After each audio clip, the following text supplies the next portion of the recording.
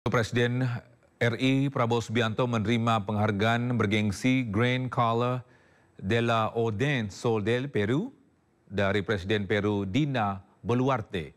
Penghargaan itu diterima Prabowo dalam kunjungan resminya di Istana Peru Palacio de Gobierno Kamis pukul 14.00 waktu setempat.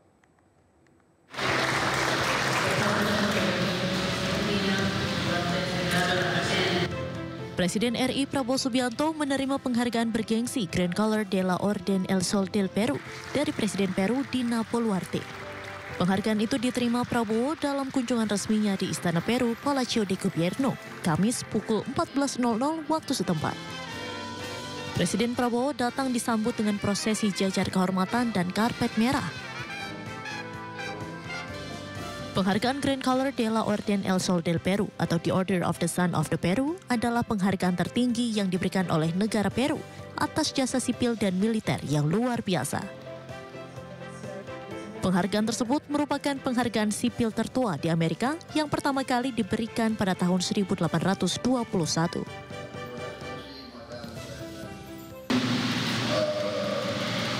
The great honor you have given to me and to my country by awarding me the Grand Color de la Orden del Sol del Peru. It's a great honor.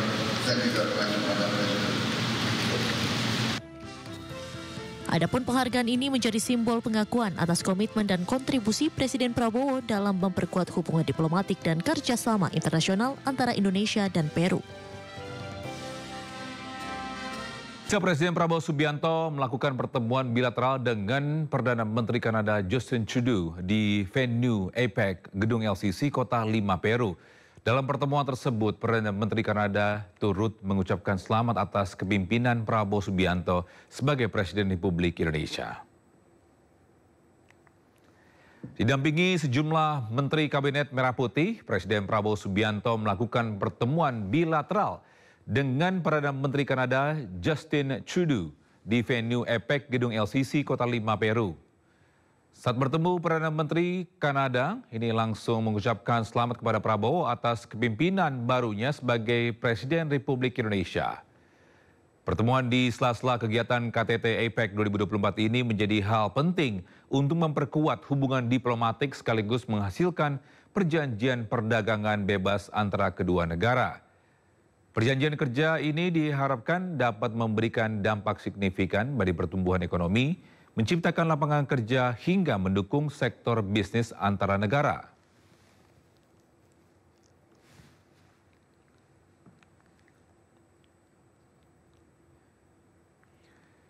Ya, tidak hanya dengan Perdana Menteri Kanada, Presiden Prabowo juga melakukan pertemuan bilateral dengan Presiden Vietnam Luong Chong di Swissotel Kota Lima, Peru.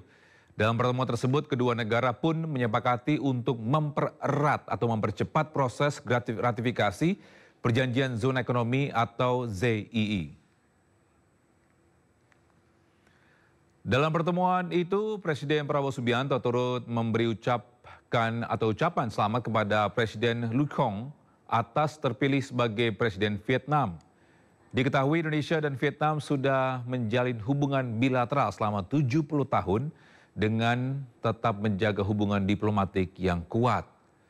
Dalam pertemuan itu, Indonesia dan Vietnam sepakat untuk mempercepat proses ratifikasi Perjanjian Zona Ekonomi atau ZEE. Hubungan antara dua negara ini pun diharapkan terus berjalan dengan menjadi kemitraan yang strategis.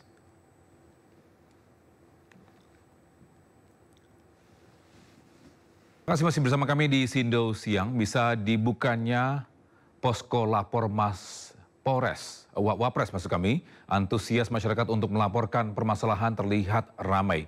Puluhan orang mengantri untuk dapat masuk ke dalam posko lapor Mas Wapres yang berada di Istana Wakil Presiden di Jalan Kebun Sirih, Jakarta Pusat.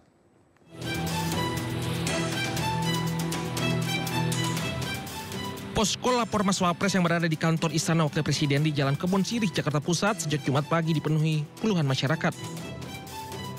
Mereka hendak melakukan aduan atau laporan permasalahan yang dialami langsung kepada Wakil Presiden Gibran Rakabuming Raka. Puluhan warga ini tertahan di gerbang masuk Istana Wakil Presiden untuk mendapat nomor antrian. Kuota terbatas membuat banyak warga tidak bisa meneruskan laporannya. Dari seluruh Indonesia, warga datang langsung ke Jakarta untuk melapor. Salah satunya masyarakat yang datang untuk melapor posko lapor Mas Wapres adalah Ambrosius yang datang langsung dari Papua. Mewakili masyarakat adat di Papua, Ambrosius ingin melaporkan tindakan pencerobotan tanah adat yang terjadi di beberapa wilayah di Papua oleh sebuah perusahaan.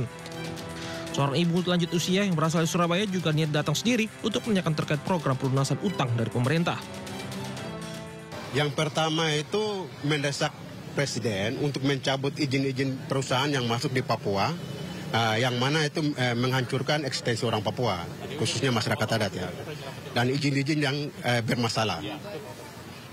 Yang kedua, perusahaan-perusahaan yang selain kelapa sawit maupun beberapa perusahaan yang lainnya itu bermasalah karena tidak memenuhi standar.